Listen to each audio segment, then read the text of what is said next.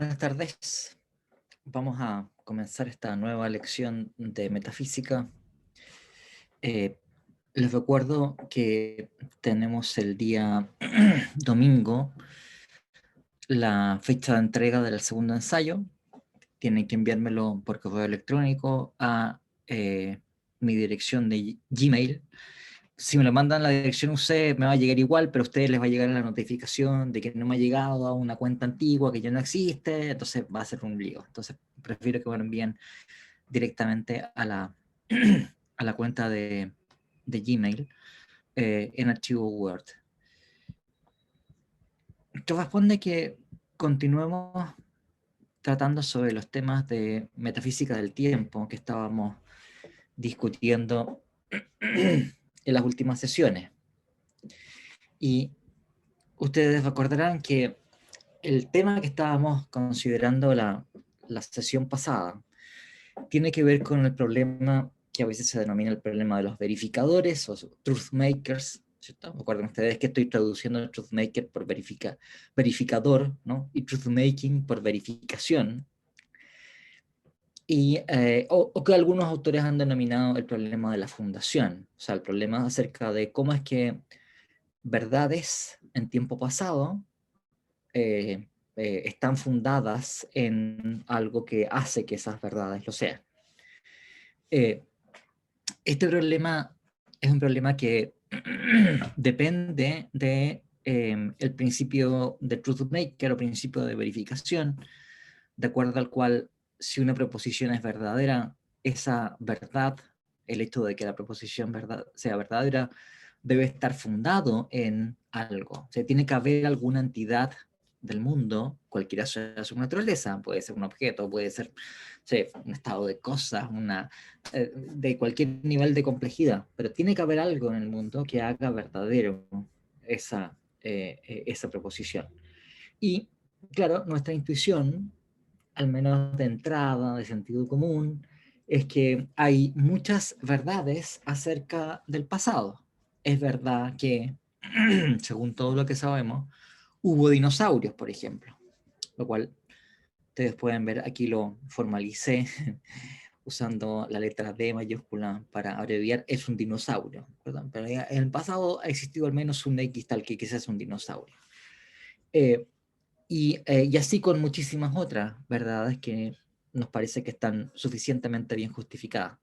El problema entonces aquí es el siguiente: si una proposición es verdadera acerca del pasado, debe haber entonces algo que haga esa proposición verdadera. Tiene que haber algún tipo de entidad del mundo que sea el verificador o el truth maker de esa proposición. Entonces, el desafío para un filósofo presentista es explicar qué cosa es aquello que va a funcionar como un verificador de esas proposiciones de pasado.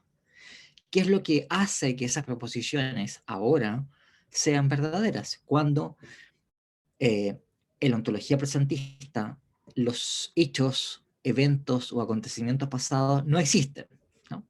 Bueno, si no existen, entonces, ¿por qué razón es verdad que hubo dinosaurios, ¿no?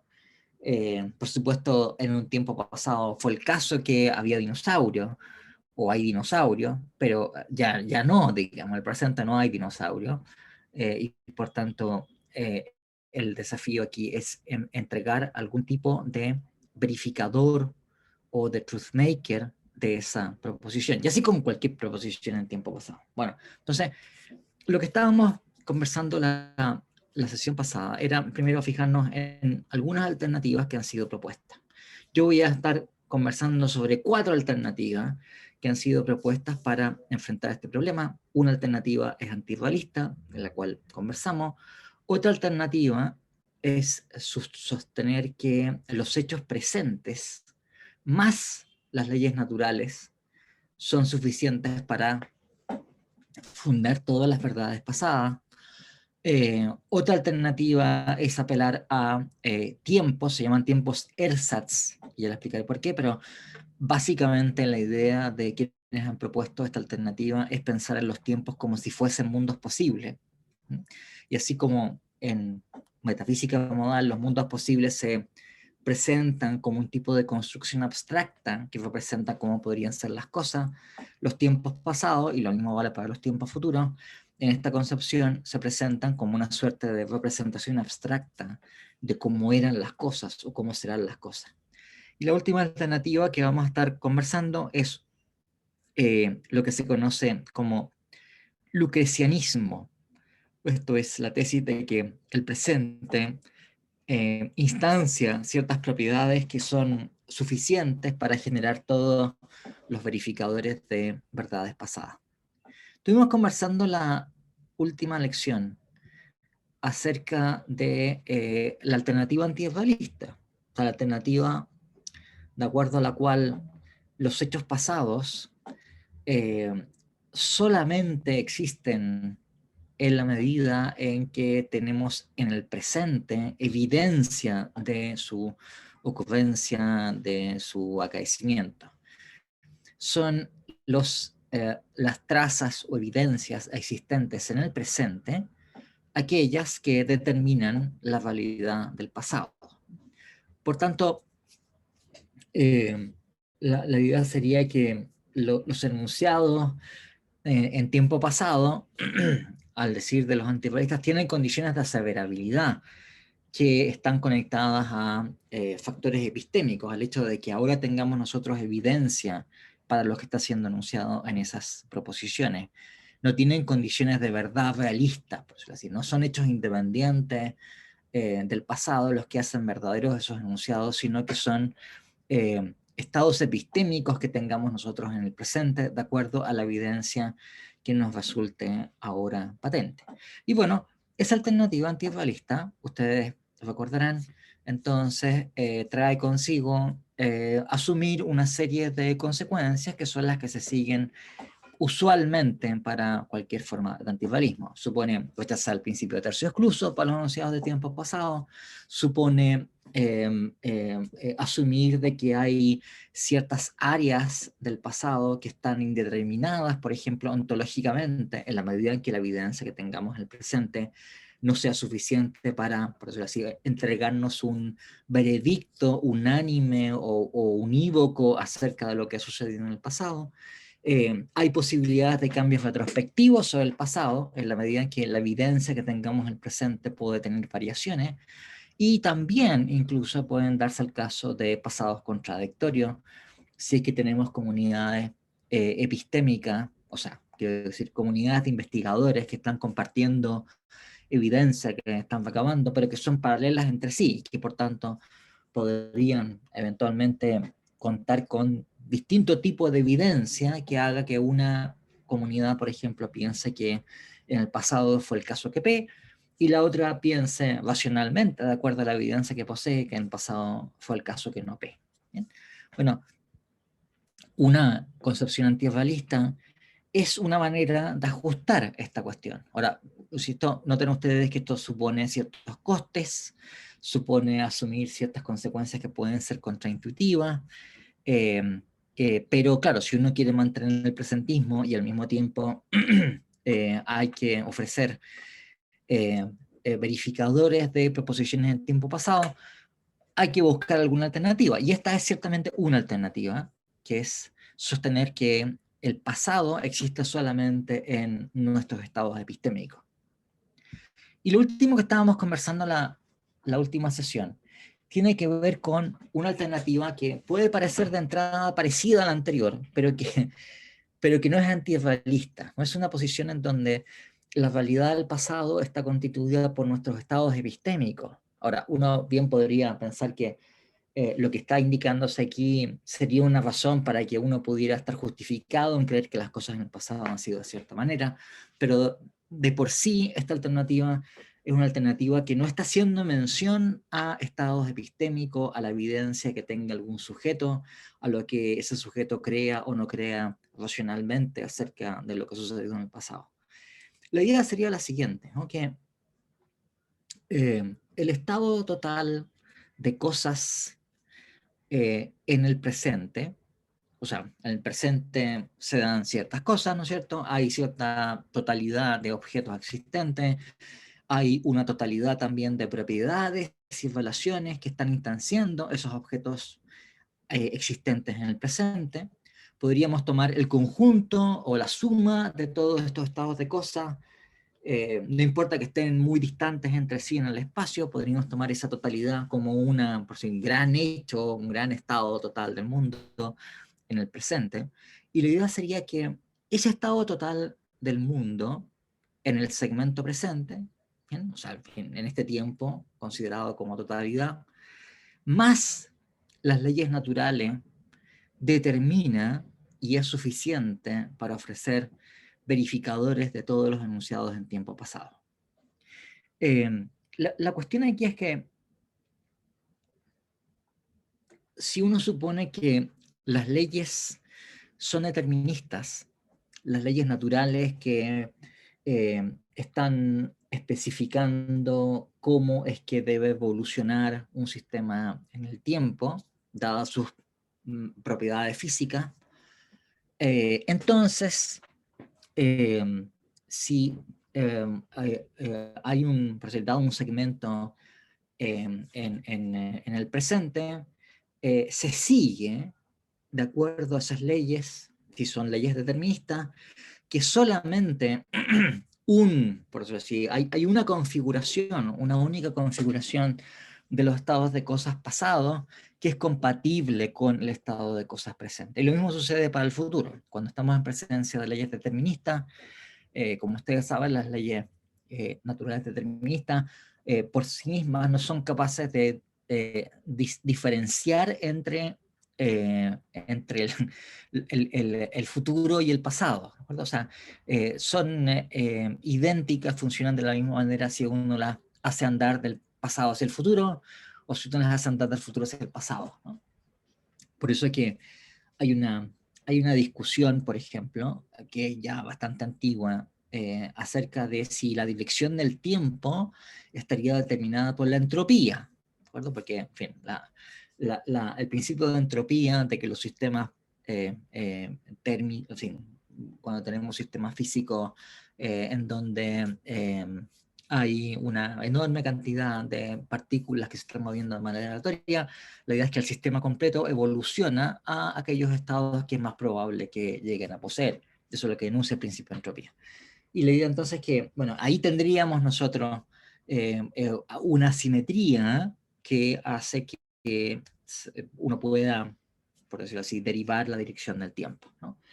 Por supuesto, en esta concepción, la dirección del tiempo tendría que ser una característica que se deriva de otra cosa, de que no es una concepción, no es un hecho primitivo, sino que es algo que hereda el tiempo por ciertas características físicas, cosa que no tenemos por qué aceptar, ¿no? Pero asumiendo el tema en esos términos, puede ser. Pero una ley determinista por sí misma funciona igualmente de atrás para adelante y de adelante para atrás, por decirlo así. ¿Okay? Entonces, si uno supone que hay un conjunto de leyes naturales deterministas, dado el estado total del mundo en el presente, hay un único pasado, por eso así, cuando digo un único pasado, quiero decir una única especificación del estado total del sistema para cada tiempo pasado que es compatible con el estado total del mundo en el presente. Del mismo modo como hay para cada tiempo un único estado total del mundo que es compatible con esas leyes deterministas. Ok, entonces la idea sería que, como ustedes pueden ver, si uno supone que hay leyes deterministas, los hechos presentes son suficientes para entregar verificadores de todos los hechos pasados y todos los hechos futuros, ¿no? No requeriríamos de ninguna otra cosa que los hechos presentes, porque esos hechos presentes, como digo, como son compatibles solamente con un único estado para cada instante de tiempo, permitiría fijar esos pasados o esos futuros de una manera suficientemente bien específica, ¿no? Hay aquí algunos detalles que habría que se podrían igual discutir, digamos, qué sé yo, lo que sería fijo o lo que estaría imperando este conjunto de leyes deterministas es un tipo de estado para cada tiempo, pero Igual habría un margen de variabilidad respecto de los individuos que están integrando esos estados, ¿no? Pero es un detalle menor para estos efectos, ¿no? Hay dos problemas centrales, sin embargo, que tiene esta alternativa. Si es que uno quiere ofrecer verificadores para los hechos pasados. Un primer problema, si ustedes quieren como, no sé, digamos, no más obvio, es que según todo lo que sabemos del mundo, hasta este momento, a lo mejor, en fin, el avance de la investigación y qué sé yo, y el desarrollo de la ciencia natural en los próximos 10 años nos hace pensar que estamos equivocados, digamos, y que las cosas no son así. Pero hasta donde sabemos, las leyes naturales que están determinando cómo acaecen, cómo se desarrollan los procesos naturales, no son deterministas. ¿Bien? Entonces, si ustedes atienden a teorías como la mecánica cuántica, digamos, qué sé yo, hay procesos físicos que están intrínsecamente indeterminados, quiero decir, en donde el estado del sistema en un tiempo no determina unívocamente cuál va a ser el estado en un tiempo posterior. A lo mejor uno puede decir que lo que determina es una probabilidad de cuáles van a ser los estados en tiempos siguientes, pero no son deterministas, ¿no? Alguien me preguntó sobre el tema, lo cual implica decir que no hay causalidad, simplemente significa decir que no, esas conexiones causales por las cuales el estado del sistema en un tiempo causa el estado del tiempo del sistema en otro tiempo, no es que hace necesaria la ocurrencia de este estado y ningún otro, sino que lo que determina es un espacio de posibilidades. Bien, bueno, por supuesto que, como te digo, dado como son las cosas, podría ser que estuviésemos equivocados, es poco probable en realidad, pero también hay que hacer notar que, en fin, hay interpretaciones de mecánica cuántica en donde no hay ningún indeterminismo, o sea que lo que sucede más bien es que el mundo se bifurca o se, en fin, se plurifica en cada uno de estos eventos en donde aparentemente hay indeterminación, ¿no? Que es la interpretación de muchos mundos de mecánica cuántica, que no creo para nada verosímil, digamos, pero existe interpretación de muchos mundos de mecánica cuántica, que curiosamente en los últimos años, es decir, los últimos 10 años, se ha vuelto extremadamente popular en la Escuela de Filosofía de la Física en Oxford. No me preguntan por qué pasaba esa cuestión, pero esto que ellos, pero ellos declararon que, que ellos son defensores de la interpretación de muchos mundos de mecánica cuántica. Si les interesa este tema, a la persona a la cual tienen que preguntarle es a Pablo Acuña, ¿no? Porque él les puede contar con mucho detalle todo este desarrollo. ¿Bien? Pero sea como sea, la cuestión es que según nuestra mejor información del mundo, insisto, dejando a un lado estas interpretaciones un poco locas, hasta donde sabemos, el mundo físico está determinado por leyes naturales que no son deterministas. Entonces hasta ahí no llegó la cuestión, digamos, ¿no? O sea, la idea sería los hechos presentes, más las leyes naturales nos ofrecen verificadores que son suficientes para todas las verdades en tiempo pasado, suponiendo que las leyes son deterministas. Pero no lo son, ¿de acuerdo? Bueno, entonces, como digo, hasta ahí nomás llegó esta alternativa. Lo más que uno puede decir es que hay una variedad de pasados, en realidad son como infinitos pasados distintos, compatibles con el estado presente, así como también hacia el futuro hay infinitos futuros distintos, por supuesto algunos que van a ser muy poco probables, pero que son compatibles con el estado total del sistema, del mundo en este tiempo y esas leyes naturales, ¿no?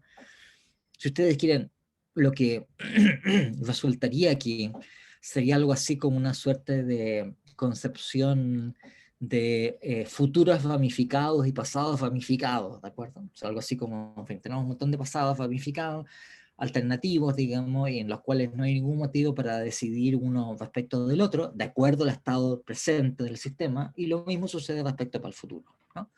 Por tanto, claro, ¿en qué sentido, por ejemplo, es verdad en el presente que en el pasado hubo dinosaurios? Pero en alguna de esas ramas alternativas hay dinosaurios, quizás varias de ellas, un montón de ellas, y en otras no.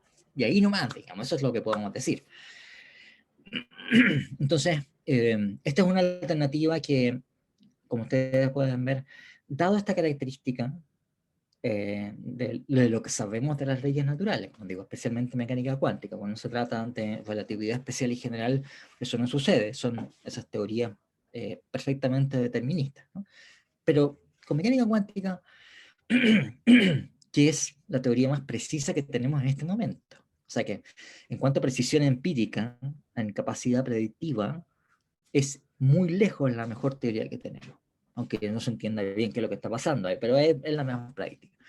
Bueno, tenemos ahí una inadecuación importante entre lo que parece ofrecernos esta concepción y nuestras intuiciones de sentido común. Nuestra intuición de sentido común es que cuando hablamos de los acontecimientos pasados, no estamos hablando de varias ramas alternativas de pasados, digamos, entre las cuales no hay cómo decidir, sino que hay una en particular, una rama, una secuencia de acontecimientos del mundo, que es la que se ha dado en esos tiempos pasados, y cuando hablamos del pasado estamos hablando de esa secuencia de acontecimientos, ¿no? Por supuesto, como ustedes ya saben, alguien podría poner esto en cuestión, pero no es nuestra concepción de sentido común de que el tiempo tiene una estructura lineal, ¿no? Joaquín Rosende, tienes una mano arriba. Sí, profe. Mi pregunta es que el hecho de que haya leyes naturales que no se puedan determinar o sean ante todo impredecibles, no significa que puedan tener causas que sí son deterministas, pero que no las podemos ver. No, de hecho, eso ha pasado en mecánica cuántica. En mecánica cuántica hubo una serie de desarrollos que se propusieron en los años 50, incluso antes, diciendo que la mecánica cuántica, por decirlo así, tenía este carácter probabilístico debido a que había ciertos factores que estaban funcionando en los sistemas cuánticos que no conocíamos. Esto es, habría variables ocultas, se ha dicho, en mecánica cuántica. De manera que, como no conocemos, por decirlo así, el estado completo del sistema, de los sistemas cuánticos y cuáles son las leyes que determinan su evolución, lo más que podemos hacer es elaborar estas leyes generales, digamos, que proponen probabilidades cuando no tenemos el conocimiento del sistema completo. El problema que hay, pero esto es un tema de filosofía de la física, los que estén más interesados, pregúntenle a Pablo, porque él sabe muy bien de estas cuestiones, yo soy un amateur, digamos, ¿no? Es que están los famosos resultados de las desigualdades de Bell, se llaman, que es de los años 60, en donde lo que mostró Bell es que la suposición de que hay variables ocultas que no están siendo descritas es incompatible con los resultados experimentales de la mecánica cuántica, que no es poca cosa, porque digo, es la teoría lejos más precisa que tenemos. Entonces está el problema de eso, ¿no? O sea, hasta donde sabemos, no es un problema de que nos faltó algo, que quedó algo que por describir, por decirlo así, y de que nuestra descripción es una descripción que es incompleta de las variables importantes en el sistema físico. Eso no es así, ¿de acuerdo? Ahora, yo no me preguntes por los detalles, pero por eso que es un tema problemático. Juan Ignacio. Hola, profe. Una duda, que en el caso de las leyes deterministas, como que me imagino que sea como ejemplo algo así como una ley del péndulo o algo de ese estilo, que me dice que si se está moviendo de tal Mecánica forma, clásica. va a parar. Mecánica clásica, eso es. O Claro, sea, eso, si tú tienes el conocimiento del estado completo, hasta el más mínimo detalle de todo el mundo, entonces tú, por decirlo así, hay un único estado para cada instante futuro que va a ser la evolución de ese sistema, y lo mismo vale para el pasado. claro, Pero si esa es tú mi pregunta, que vale para el pasado porque yo puedo ver un péndulo en un segundo y decir qué va a pasar después, pero no sé si puedo determinar directamente si partió hace un segundo o hace un año y era más amplio. Como que o sea, entiendo el determinismo hacia el futuro, pero no hacia el pasado. si tienes No el sé si... conocimiento del sistema completo, hay una única alternativa que va a ser compatible. O sea, en realidad tampoco es tan así, ¿eh? O sea, yo sé que se han presentado contraejemplos, incluso en el caso de leyes de mecánica clásica hay ciertos casos en donde igual no sería posible, no habría esa univocidad en estado en cada tiempo. Bien, bueno, un tema es ese, y tiene que ver con que, por supuesto, es una cuestión empírica, naturalmente. Entonces, bueno, en fin, no es cosa de los filósofos que estemos nosotros diciéndolo así como la mecánica cuántica tiene que ser falsa. No sé, digamos, puede ser que las cosas evolucionen de cierta manera y lo que ahora nos parece que está bien justificado no lo sea. De hecho, eso pasó, digamos, ¿no? Piensen ustedes, a fines del siglo XIX, los filósofos estaban todo el tiempo discutiendo cosas, suponiendo de que las leyes naturales son deterministas, digamos, ¿no? Entonces era un problema así, bueno, ¿y cómo es posible que los seres humanos sean libres cuando las leyes naturales son... Y bueno, pero el supuesto del cual partían no era un supuesto que hasta donde sabemos estaba equivocado. ¿Bien? Ahora, hay otro problema adicional con esto, ¿no? Y es que ustedes verán que en este tipo de solución, o en fin, esta manera de responder al problema de la verificación,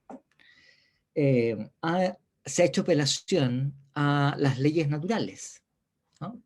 Es decir, estos principios que normalmente a uno en clases de ciencia nos los explican diciendo la ley de bla, bla, qué sé yo, la ley de Newton, la ley de bla, bla, etcétera, ¿no? Entonces, esto requiere cierta explicación, ¿no? ¿Qué son las leyes naturales? Y ha sido la ontología de las leyes naturales, o sea, la pregunta acerca de cuál es su naturaleza metafísica, un problema importante y muy discutido en la filosofía de la ciencia del siglo pasado, en que normalmente también parte era una discusión epistemológica, cómo es que nosotros podemos llegar a conocer leyes, por ejemplo, ¿no? Pero también ha sido una discusión muy importante desde el punto de vista ontológico, ¿no? Entonces, si ustedes consideran las discusiones acerca de la ontología de las leyes naturales, ustedes van a, cosa que era mi idea que podríamos dedicarle tiempo a este año, pero en fin, no sé si probablemente no va a alcanzar, pero era mi idea inicial, por lo menos, que lo estudiáramos. Si ustedes consideran cuáles han sido las propuestas que se han ofrecido para explicar la ontología de las leyes naturales, hay una variedad importante en esa ontología, ¿no? En cómo han sido concebidas las leyes naturales desde el punto de vista ontológico. Y claro, hay algunas alternativas en que las leyes naturales concebidas de esa manera funcionan perfectamente para lo que estamos aquí enunciando. Entonces, por ejemplo, hay toda una escuela de filósofos, en la cual me encuentro, debo decirles, ¿no?, que sostienen que las leyes naturales son o relaciones entre propiedades universales o son sencillamente propiedades universales que tienen confieren ciertos poderes causales de manera esencial, ¿no? O sea, estas concepciones, o sea, además este tipo de alternativas fueron propuestas y fue un motivo muy importante para la reivindicación de las ontologías de universales, cosa que comenzó en los años fines de los 70, ¿no? O sea, la idea de estos filósofos, dentro de los cuales está David Armstrong, está Michael Tooley, está Fred Retsky, pero después hay, en fin, hay un par de generaciones más de filósofos que han seguido trabajando en esta área, y entre las cuales, como digo, yo me encuentro, digamos, ¿no? Lo que están sosteniendo, lo que han sostenido, es que una ley natural auténtica no es el hecho de que un objeto particular que tiene ciertas características es sucedido por otro objeto particular con también características determinadas, sino que las leyes naturales son conexiones entre propiedades universales. Y como se trata de una conexión entre propiedades universales, los objetos particulares que están instanciando esas propiedades universales, dado por eso así que el universal por sí mismo, por su naturaleza, está tentito, en virtud de la ley, a, por decirlo así, generar un comportamiento, por decirlo así, determinado, la instancia particular va a presentar también ese comportamiento. Entonces la idea es que las leyes naturales auténticas son relaciones de orden superior entre propiedades universales, o sencillamente es el hecho de que una propiedad universal, en virtud de su naturaleza, está tendida a, pues así, generar o producir ciertos efectos, ¿no? Confiere esencialmente ciertos poderes causales. Y esa es la esencia de la propiedad en cuestión. De manera que cualquier cosa que instancie la propiedad, debido a que instancia esa propiedad con esa naturaleza, va a estar también tendido a la generación de esos mismos efectos, ¿no? Entonces, esquemáticamente, por ejemplo, Armstrong señala diciendo, bueno, pensemos en un universal F y un universal G. Una ley natural es un tipo de relación de segundo orden, él la llama una relación de necesitación, lo cual no es muy explicativo, digamos, ¿no? Pero decir que el universal de ser F por sí mismo está tendido hacia el universal de ser G. Y debido a eso, cualquier cosa que instancie el universal de ser F, bueno, luego va a instanciar el universal de ser G, ¿no? Es como decir así, bueno, digamos, ¿no? Si uno piensa en la ley de la gravitación universal, por ejemplo, la idea es que, bueno, tengo objetos dotados de masa, y la masa, la propiedad de masa por sí misma está tendida a atraerse con otros objetos dotados de masa. Entonces, claro, el que uno después se encuentra con objetos particulares que se comportan de una manera concordante con la ley es algo que no debe extrañarnos, porque la propiedad de masa es aquella que tiene esa tendencia esencial a comportarse de una cierta manera, ¿no? Bueno, entonces, hay una escuela de filósofos, de metafísicos, que esa es la posición que tienen acerca de la naturaleza de las leyes naturales. Y siento que no les oculto nada. Yo he sostenido eso, digamos, ¿no? Hartas veces, ¿no? Pero hay otra alternativa, ¿no? Entonces, ahora, ven ustedes como en esa concepción lo que se está planteando aquí funciona perfectamente bien, digamos. O sea, tenemos la totalidad de hechos en el presente, en esa totalidad de hechos del presente se están instanciando ciertas propiedades universales, y esas propiedades universales por su propia naturaleza solamente han podido ser causadas por la instanciación de tales y cuales otras propiedades universales. ¿Bien? Entonces, la idea aquí funciona de una manera más o menos clara. Los verificadores para los enunciados en tiempo pasado es el estado total del sistema que de hecho se da en el presente, más las leyes naturales que valen para esas propiedades universales que están de hecho instanciadas en el tiempo presente. Pero hay otras concepciones acerca de las leyes naturales en donde esto no funciona para nada, ¿ya?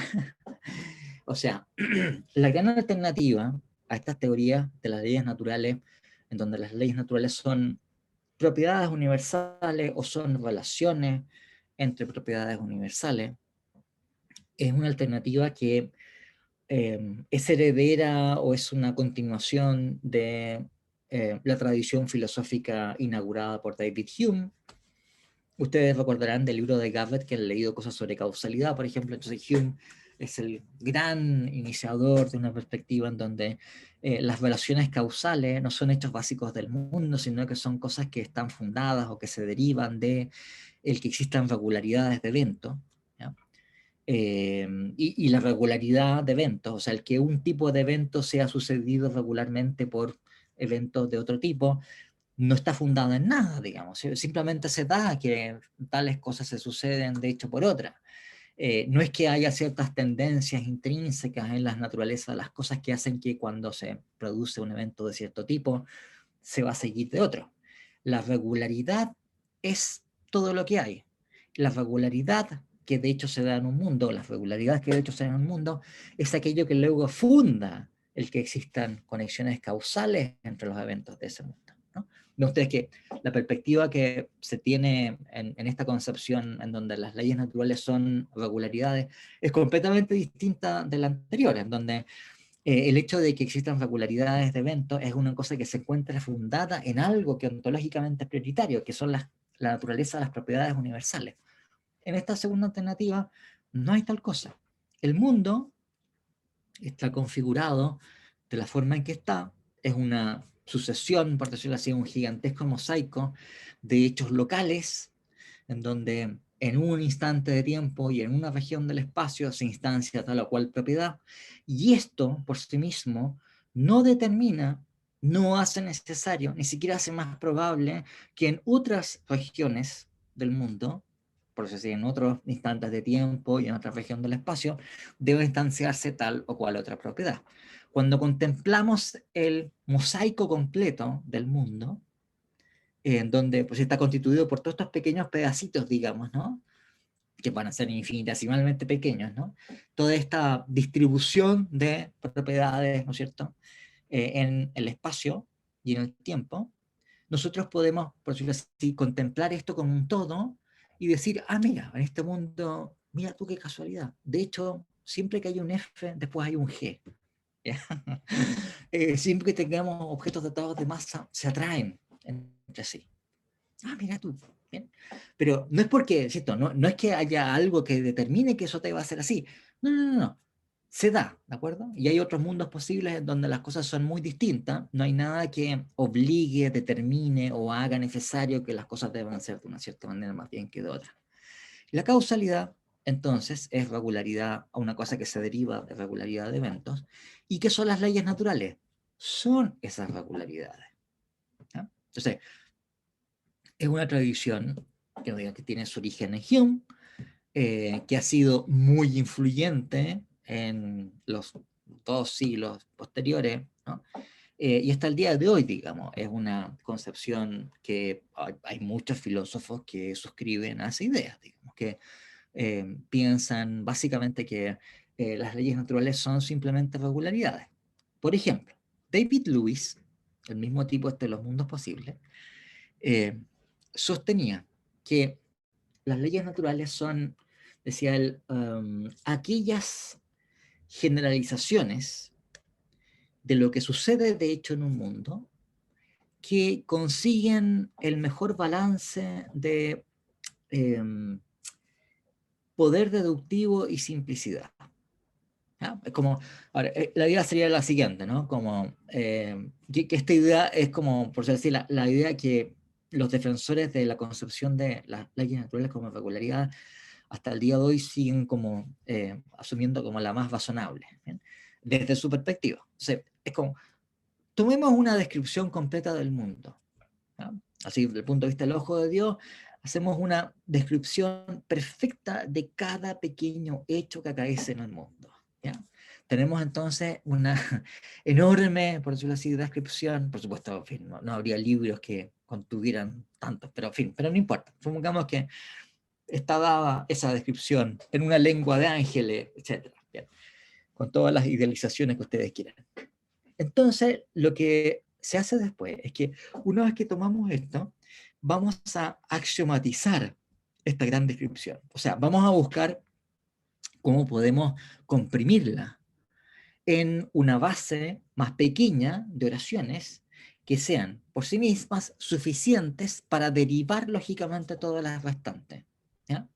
O sea, sí, creo que la metáfora de compresión es como útil. Si usted tiene un archivo muy grande, entonces usted va a comprimirlo y después en donde va a pasar menos, y después aquí lo que estamos haciendo es vamos a hacer una especie de compresión lógica de esta descripción gigantesca de todo lo que sucede en el mundo, y por supuesto no va a haber una única manera de efectuar esa compresión lógica, o sea, lo que llamamos una axiomatización, reducimos este montón de verdades a unas cuantas, o sea, para contar también con lo que es una axiomatización. Bueno, ustedes saben, en aritmética hay infinitas verdades, ¿no es cierto? 2 más 1 es 3, 2 más 2 es 4, 2 más 3 es 5, etc. Hay infinitas verdades aritméticas. Pero ustedes pueden reducir, o siguiendo esta metáfora de la compresión, comprimir todas estas verdades en 5 axiomas, los 5 axiomas de Peano T de aquí. Entonces, tienen esos 5 axiomas que son 5 enunciados, y ya, todas las otras verdades, las infinitas verdades de la aritmética, se derivan de esas 5 acciones, ¿no? Y en fin, en lógica eso se ve mucho, digamos. Tienen toda la lógica de proposiciones, y qué sé yo, en principio de matemática de Russell, eso eran 4 axiomas, ¿no? Hay otros sistemas que son 3 axiomas, había sistemas con un axioma, etc., ¿no? Entonces, ustedes pueden comprimir la descripción completa del mundo, y la idea sería aquí Santiago Garrido está preguntando, ¿no es lo que hicieron Russell y Whitehead en principio de matemática? Bueno, sí, pero antes de eso lo había hecho Frege, y a la misma época lo habían hecho, ¿cómo se llama? Peano, Giuseppe Peano, este matemático italiano, e independientemente que del Dedekind en Alemania, en 1888. Y también ustedes posiblemente habrán escuchado que había un programa de fundamentación de las matemáticas a comienzos del siglo XX, se llamaba el programa de Hilbert, donde Hilbert lo que quería era que se pudiese axiomatizar toda la matemática y se pudiesen después dar pruebas de consistencia de la matemática completa. ¿Ya? Este programa se fue al tacho después del teorema de incompletitud de Gödel. ¿Ya? Entonces, Gödel lo que probó es que cuando eran teorías suficientemente fuertes como para contener, por ejemplo, la aritmética, entonces ya eran teorías completas. O eran teorías que podían conseguir la completitud a costa de la inconsistencia. Entonces el programa murió, digamos, el programa de Hilbert. Pero efectivamente eso se persiguió con mucho ahínco a fines del siglo XIX y comienzo del siglo XX. Santiago. Ya, pero entonces la cuestión es que axiomatizamos la descripción completa del mundo, y vean que ustedes esto vale para cualquier mundo posible. Entonces vamos a tener varias alternativas. Entonces dice Luis, dentro de estas posibles axiomatizaciones va a haber algunas que van a ser, por decirlo así, en donde vamos a poder comprimir en menos enunciados, y en otras vamos a comprimir en más enunciados, ¿no? Va a haber algunas compresiones que van a ser, por decirlo así, más potentes, porque vamos a poder derivar más cosas, y otras que van a ser menos potentes, por eso vamos a tener que dejar más cosas como hechos brutos, ¿no? Entonces, la idea es, aquella axiomatización que consiga el mejor balance de poder deductivo y simplicidad, esas van a ser nuestras leyes naturales. ¿Ya? Pero no son hechos, no son, por decirlo así, relaciones ontológicas o esencias de propiedades que determinan ontológicamente cómo tienen que ser las cosas. No es que la evolución de un mundo está fundada ontológicamente en las leyes naturales que son válidas para ese mundo. No, las leyes naturales son, por decirlo así, una subclase especial porque tiene una serie de ventajas, digamos, para efectuar, no sé, predicciones y cosas así, pero es una descripción de lo que sucede, de hecho, en el mundo. Entonces, claro, otra manera de plantear la diferencia es que estas otras concepciones son concepciones que se dicen que son no regulativas de las leyes naturales.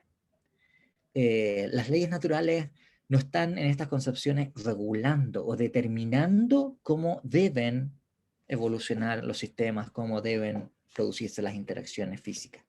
Simplemente es una descripción de cómo se dan de hecho. En cambio, claro, todas las primeras teorías, en donde son relaciones entre universales o es la naturaleza de una propiedad universal, y hay otras más, digamos, otras alternativas más que han sido propuestas, las leyes naturales tienen una función regulativa, que por lo demás es la concepción que uno tiene, por decirlo así, de entrada. Digamos. La idea es que, dado que es una ley natural que bla, bla, bla, si uno, o qué sé yo, si nos presentásemos dos objetos con tal y cual masa, entonces se atraerían entre sí de tal o cual manera. Bueno, suponemos que eso es así, que es un condicional contrafáctico lo que estoy formulando, ¿no? Un condicional acerca de lo que sucedería si estuviésemos en tales o cuales circunstancias. La idea es que ese condicional contrafáctico es verdadero debido a que es verdadera la ley natural. ¿Ya? Entonces, supongamos que la ley natural es algo que determina, que regula, ¿no? O sea, la verdad es que también, de hecho, el que hablemos de una ley, que es un uso que comienza a utilizarse en el siglo XVII, es porque la idea es que, bueno, en fin, la ley determina, digamos, regula cómo deben comportarse producirse los fenómenos físicos. En esta otra alternativa, no, eso es una ilusión. O sea, los sucesos suceden de la forma en que lo hacen. Nada de cómo han sucedido las cosas hasta cierto tiempo hace más probable o hace necesario que las cosas deban ser de una manera más bien que de otra para otros tiempos. O sea, vean también que por eso la inducción, por ejemplo, es un problema epistemológico súper grave en esta concepción, ¿no? O sea, es decir, mira, hasta el momento hemos visto que el sol sale y se pone todos los días, digamos, ¿no? ¿Y por qué suponemos que va a ser así mañana? Claro, si uno tiene una concepción de las leyes naturales del primer tipo, como relaciones entre universales, o sea, ¿qué quieres que te diga? La Tierra tiene una masa, tiene una cierta distancia del Sol, no sé qué otros factores sean importantes. Eso es todo lo que hay que saber, digamos, y eso determina que las cosas van a tener que comportarse de cierta manera. Pero si uno es gimiano, no tengo por qué suponer tal cosa, ¿no? Entonces, por así, la inferencia, hasta el día de hoy siempre el Sol ha salido y se ha puesto todos los días, a decir que mañana se va a salir y se va a poner, es una inferencia que requiere una cuidada atención a sus fundamentos epistemológicos, ¿no? Bueno, pero no es necesario que nos detengamos en estos puntos. El punto central que me interesa hacer eh, y que tiene que ver directamente con esto es que, claro, si uno tiene una concepción de las leyes naturales como regularidades de eventos, con las cualificaciones que hace David Lewis o las que sean, porque hay otros autores que hacen, qué sé yo, otro tipo de cualificaciones, ¿no? En general de tipo epistemológico, digamos, ¿no? O sea, son regularidades, pero que tienen, no sé, digamos, ¿no? Constatamos de una cierta manera o algo así. No podemos, los hechos del presente por sí mismos no determinan nada, ¿de acuerdo? O sea, las leyes naturales en cuestión de ese mundo es una descripción de lo que sucede de hecho en ese mundo. Claro, usted me dice, pero esa descripción puede incluir los hechos pasados. ¿Cómo va a incluir los hechos pasados si no hay hechos pasados? ¿De acuerdo? Entonces, desde una perspectiva regularista de las leyes naturales, esta suposición no tiene ningún sentido. ¿De acuerdo? Porque, insisto, las leyes naturales que son las regularidades que de hecho se dan en las cosas existentes. ¿Cuáles son las cosas existentes? El presente, eso es lo único que es existente, ¿no? Los hechos pasados, no hay hechos pasados, ¿no? Entonces, supuestamente que las leyes son las que van a determinar cuáles fueron los hechos pasados, dados cuáles son los hechos del presente. Pero las leyes son simplemente descripción de lo que sucede en el presente. Entonces, viejo, ¿qué voy a describir, digamos, del pasado? ¿Qué cosas va a determinar esas leyes naturales del pasado? No hay nada. ¿Bien? Bien, entonces, resumiendo, esta alternativa, entonces, como ustedes ven, uno, depende, o sea, la verosimilitud de la alternativa depende de asumir que las leyes naturales son deterministas, y dos, depende de una ontología de las leyes naturales que no es cualquier ontología, digamos. O sea, esto tiene que funcionar con, por ejemplo, una ontología de leyes naturales como relaciones entre universales, cosa que también, les digo, para mí no hay ningún problema, digamos, porque en las cosas son así, digamos, independientemente. Pero aún así subsiste el primer problema, ¿no?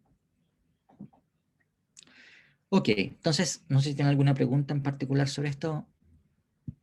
Si no, vamos a otra alternativa, que esta alternativa ha sido propuesta. A ver, hay antecedentes de distinto tipo, o sea, son ciertas ideas que han estado rondando muchas veces en distintos filósofos. Pero una formulación muy clara, muy articulada, es la que hace Byrne el año 2006, en un libro que se llama A Future for Presentism, ¿ya? Un futuro para el presentismo, y que está dedicada en gran medida a enfrentar este problema, el problema de la fundación. No solamente él, sino que también tiene que dedicar un montón de tiempo a problemas de relatividad, como les voy a contar más adelante. Pero, ¿cuál es la idea central de esta alternativa? Que entendamos los tiempos pasados, y lo mismo vale para los tiempos futuros, de una manera análoga a cómo se entienden los mundos posibles para los filósofos actualistas. Hay aquí un cierto paralelo que hay que tomarse con mucha prevención, pero en metafísica modal, en metafísica acerca de lo que es posible y necesario, ustedes recordarán que tuvieron que leer por el libro de Gaffett que David Lewis sostiene que los mundos posibles son cosas grandes de la misma naturaleza que el mundo actual, pero que están desconectados de nosotros en el espacio y en el tiempo. ¿Ya? Bueno, pero esa posición es extremadamente minoritaria, ¿no? No puedo decir que no la sostiene nadie porque conozco un par de gallos que sostienen, pero es una posición extremadamente minoritaria. El grueso de la gente son lo que se llaman actualistas. O sea, la idea es que el mundo actual es el único mundo concreto existente y los otros mundos posibles son representaciones abstractas de cómo podrían ser las cosas. Representaciones completas de cómo serían todas las cosas, ciertamente, pero son, por decirlo así, construcciones abstractas de cierto tipo, ¿no? Por tanto, pues sí, el único mundo concreto es el mundo actual. Eso es todo lo que hay en un sentido absoluto. Pero los mundos posibles son construcciones, representaciones abstractas de cómo podrían ser las cosas. Y hay varias alternativas que han sido propuestas para hacer eso, los mundos posibles. Entonces, lo que hacen estos filósofos, en particular Byrne, pero no es el único, es decir, bueno, podemos concebir los tiempos pasados y los tiempos futuros de la misma manera. Podemos también entenderlo como una entidad abstracta que, por decirlo así, cumple las funciones de pasado o de futuro, ¿no? Por eso que se habla de pasados ersatz, ¿ya? David Lewis, cuando critica a las teorías actualistas, entonces dice que los mundos posibles de los actualistas son mundos ersatz, que en alemán quiere decir algo así como mundos sustitutos, ¿ya? Mundos como si fuesen, pero no lo son, ¿ya? Es una cosa diferente, no es un mundo posible, pero es algo que funciona como si fuese un mundo posible, porque son cosas abstractas.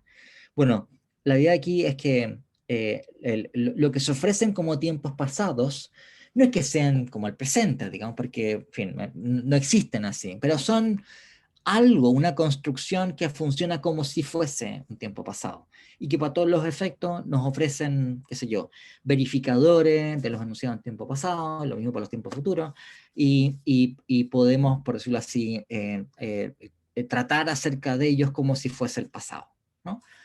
Entonces, va a tratarse de un tipo de construcción abstracta. Y el tipo de estructura que les voy a contar es un tipo de estructura que ha sido utilizada tal cual, o sea, la verdad es que no exactamente igual, pero en fin, pero en su línea central es casi igual, por varios filósofos actualistas, que de hecho así han propuesto que deben entenderse los mundos posibles, ¿no? Entonces, en fin, no es una cosa inusitada lo que está haciendo aquí, está aplicándose esa idea que se ha utilizado para entender los mundos posibles, pero ahora para entender a cada tiempo. Entonces, la idea es pensar cada tiempo como si fuese un mundo posible. Esa es la intuición central que tiene Jason Bourne. Ok, entonces, ¿cuál es la idea, ¿no? Vamos a llamar una U-proposición, así lo llama él, ¿eh? Un U-proposition. U por unembedded, o sea, es una proposición que no se encuentra bajo el alcance de un operador temporal, ¿ya? O sea, es una proposición, por decirlo así, que es independiente del tiempo. El tiempo, por decirlo, la cualificación temporal viene cuando uno le agrega antes, por decirlo así, un operador del tipo, en el pasado es el caso que, P. O en el presente es el caso que, P. O en el futuro es el caso que, P, etc. Como hemos visto varias veces, ¿no? Tenemos ahora proposiciones, pero que no están cualificadas temporalmente, ¿no? Por eso que son unembedded, no están insertas en un contexto que se encuentra regido por un operador temporal, ¿ya? Son proposiciones, como les digo, que en principio no tienen indicación de tiempo, son neutrales respecto del tiempo. Entonces, cada tiempo va a ser construido, o si ustedes quieren, identificado como, bueno, en realidad es un par ordenado, pero en fin, el elemento central de este par es cosa que denomina Bourne con una letra μ del alfabeto griego, o no sé cómo le dicen los ingenieros cuando ocupan esto como términos matemáticos, mu o no sé qué, pero en griego se pronuncia μ.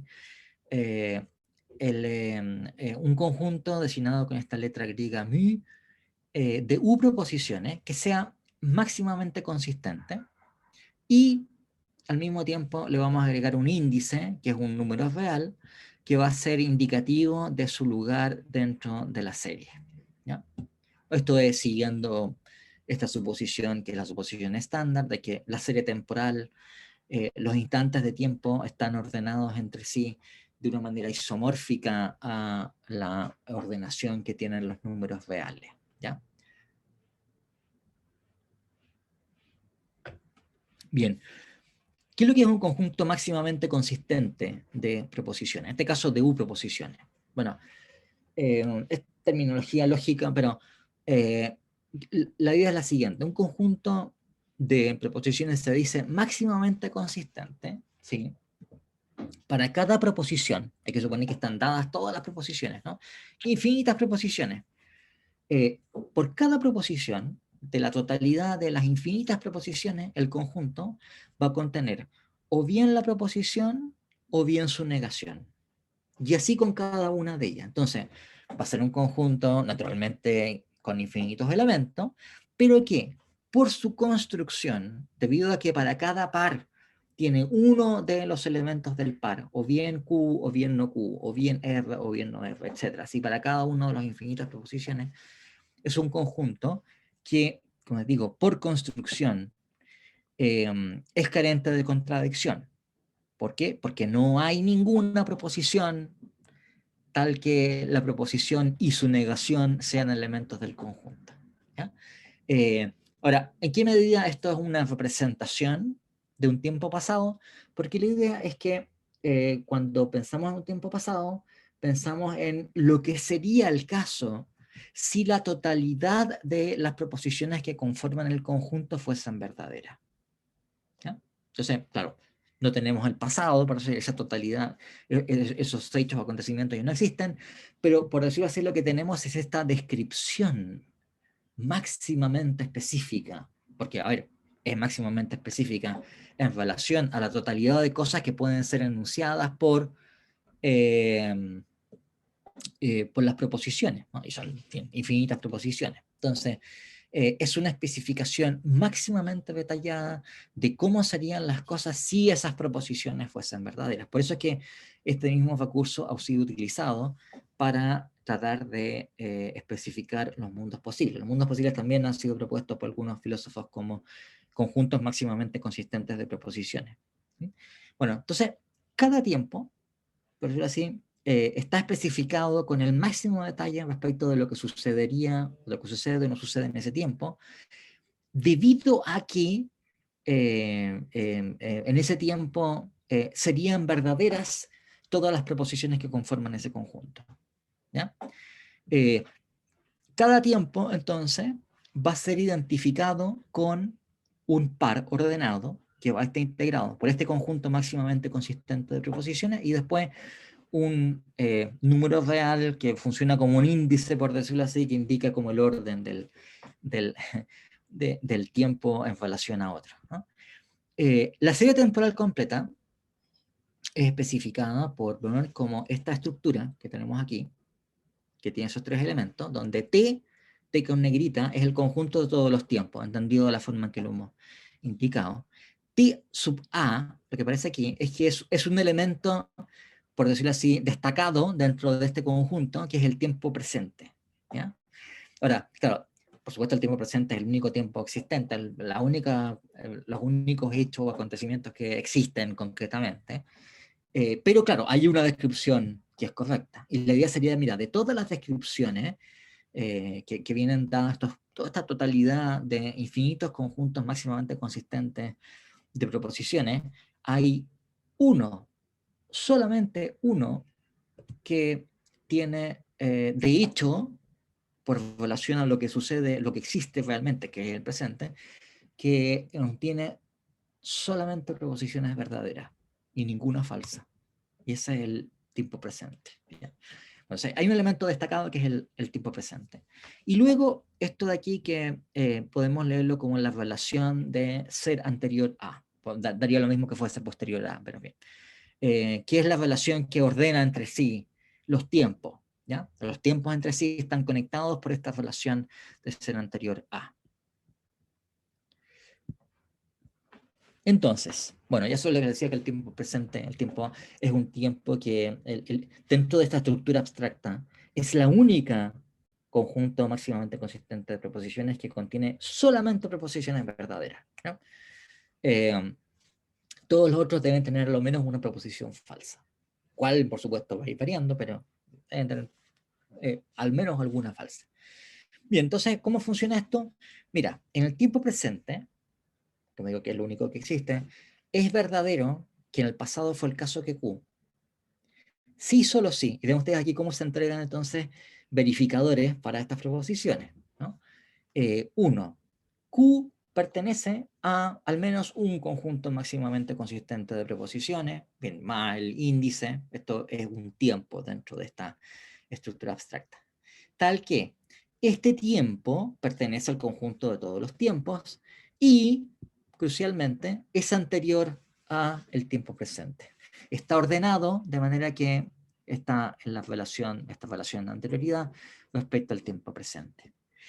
En el futuro es el caso que Q, o será el caso que Q es verdadera, nuevamente en el presente, si solo si Q pertenece a un tiempo.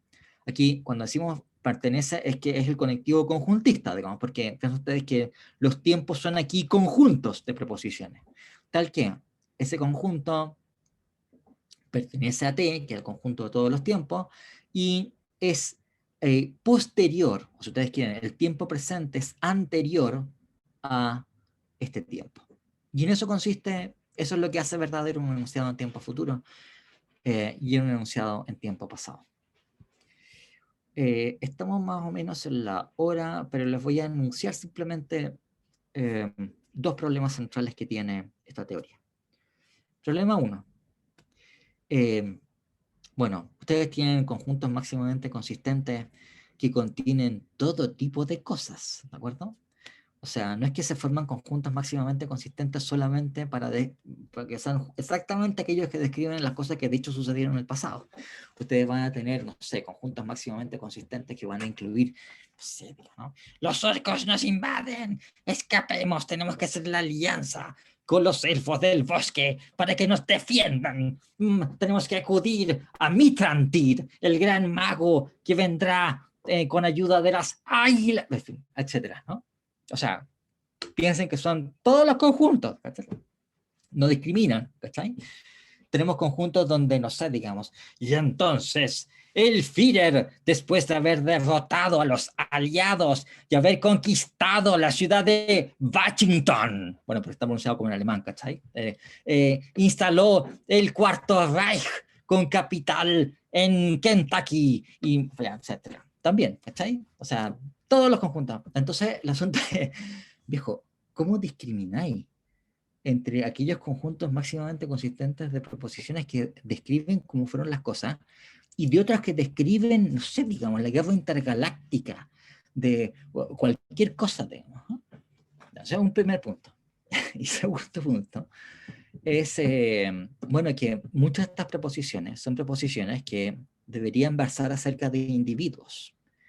Deberían ser lo que se conoce como preposiciones singulares, preposiciones acerca de Napoleón Bonaparte, de Alejandro Magno, de Gengis Khan, Arquímedes y Aristóteles. ¿Y cuál es el problema?